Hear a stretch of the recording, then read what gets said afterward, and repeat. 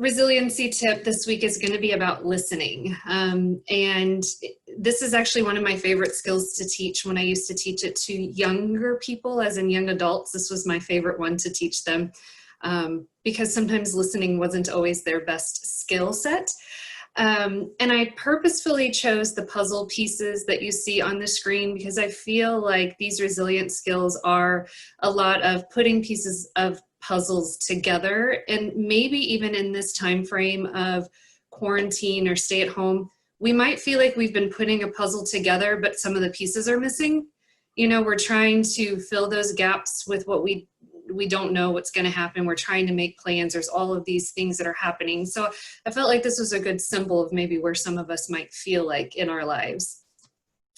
So with resiliency, let's see if there we go. The first skill we're going to look at is good listening. And thank you, Microsoft Office software, for bringing me this cute picture of this little person with his ears.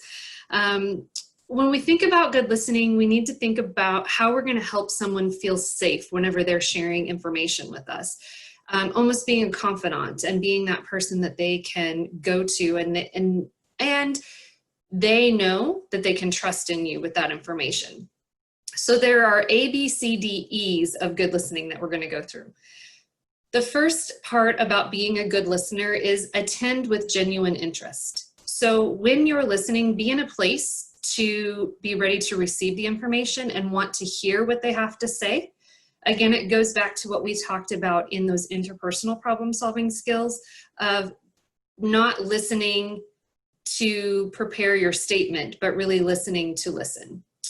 B is being responsive to what is said. So active listening, being able to respond with something, whether it's just, I'm hearing you, I understand. What I'm hearing you say is, you want to be responsive in that. Have you ever had a conversation with someone and this is what you hear on the other end? Uh-huh, uh-huh, uh-huh. And perhaps that's their way of being responsive. But does it ever make you wonder if they're actually listening to what you're having to say, or they're just filling in some of that dead silence? The C for ABCDEs of good listening is care about the other person. You want to care about what they're saying. It needs to be genuine. Don't interrupt.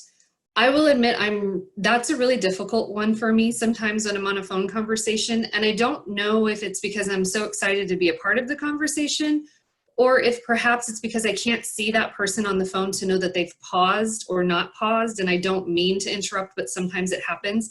And you would think working in the support center and being on the phone all the time, that's a skill I would improve. It's getting a little better, but there are times where I feel like I'm just jumping in. So remember, the D is don't interrupt. And then encourage the person to say more. Obviously, if they've taken the time to share with you and they have that information that they're wanting to get out, if you're being a good listener, you're wanting them to express everything that they have to say. You're wanting them to really be kind of free of whatever it is that is causing them a struggle or whatever they're balancing there. So I really encourage them to say more and genuinely want to seek out that information. So one of the things about being a good listener is it leads us into the next phase of this, which is active constructive responding. This is one of my favorite ones to teach, like I said earlier, and partially because we don't realize there are so many different ways of responding and how that sets with another person, or how that sits with them, I should say. I will be hopefully sharing a video clip with you all later. I'll send it via email because I couldn't figure out exactly how to share it in this format, where you see an example of all four types of these responding that you see on the screen: the active constructive, the passive constructive, active destructive, and passive destructive in an office setting. So I will share that with you because I think it's a really great teaching tool. We're going to focus on the active constructive responding piece, which is where it builds a relationship with someone who shares good news. So the focus of this particular skill is it's not so much about the news, but it's about the person. So it doesn't have to be huge news. It can be even small good news, but you want to be yourself, and it's about being active, being interested in asking questions, and then constructing, which is building up to their points. So when you're thinking about active constructive, it's about being authentic, it's about being enthusiastic, and it's about asking for more information to be supportive. So I'm going to share a story with you, one that I think is a really great way to highlight this. So many of you know my husband is in the military, and when he was stationed several years ago, we were stationed in an overseas environment, and he had a young airman who he supervised that was really very much into Dance Dance Revolution, or DDR. So my husband works in a maintenance field, so Dance Dance Revolution is not really the most popular pastime for most maintainers. And so this young gentleman was having a really hard time connecting with his fellow coworkers, with his peers, because they just didn't get it. They didn't get him. He was a unique personality compared to the rest of his peers. So my husband comes home, he's talking to me about it, and he's like, I really am just trying to find a way to connect with this guy because we don't have a lot in common, but I'm concerned about him. We're overseas, we're far away from home. He doesn't have a lot of people.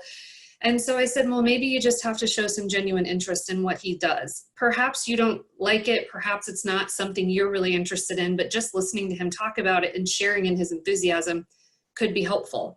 So he goes into work, he asked him and says, tell me about this. What do you do? How do you do it? How does it work?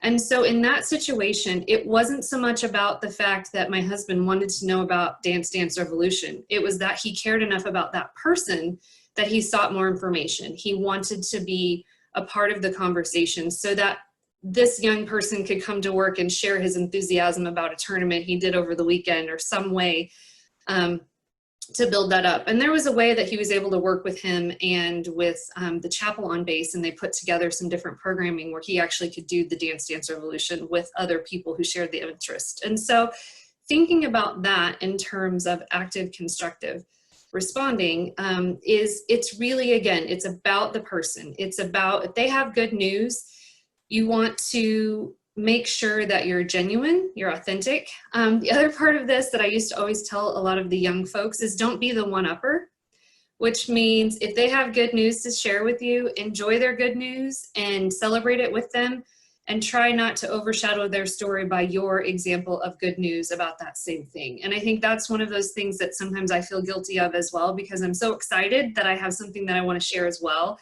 that you forget that you kind of take away from their good news and their celebration. So when you're doing active constructive responding, remember that it's like a healthy diet, meaning it's something you want to practice regularly.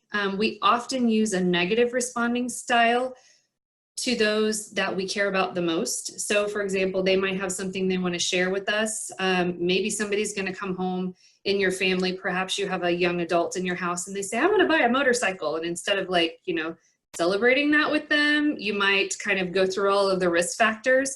Yes, it's important to go through those things, but maybe that's not your first response. Maybe perhaps you will say, wow, that sounds like a really adventurous thing to do. And then later we lead into the risk management pieces of that.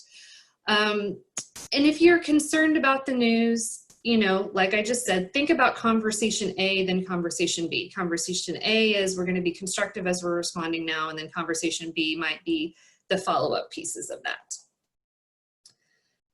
So here are our tips and review. This is the journey I've taken you on over the last several weeks. We have talked about building optimism, which is thinking about or counting your blessings each day, thinking about something positive.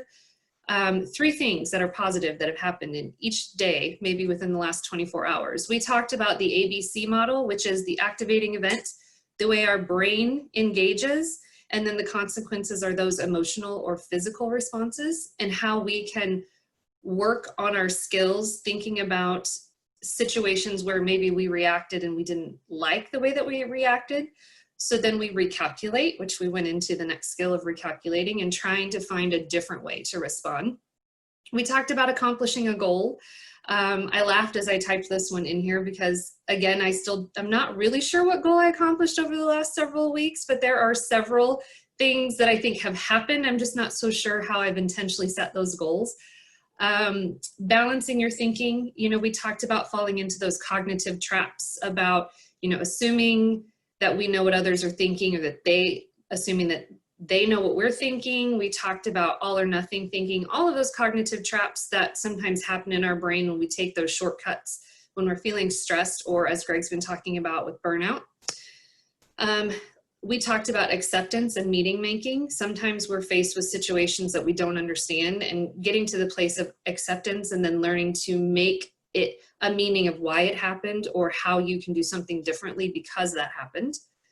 And then last week we talked about interpersonal problem solving, that when there is a conflict, it's important to make sure that you work through it and that you talk through it, and that the person is the center of it. The person in that relationship is what is the most important to keep track of. So, and then of course today we talked about good listening and active constructive responding, which again connects to how important people are to us and how we want to honor those relationships, whether they're a work or a personal relationship. So I just want to say thank you for allowing me to spend a few minutes with you over the last several weeks sharing some resilient skills. And if you ever have questions, please let me know. I'm happy to share with you.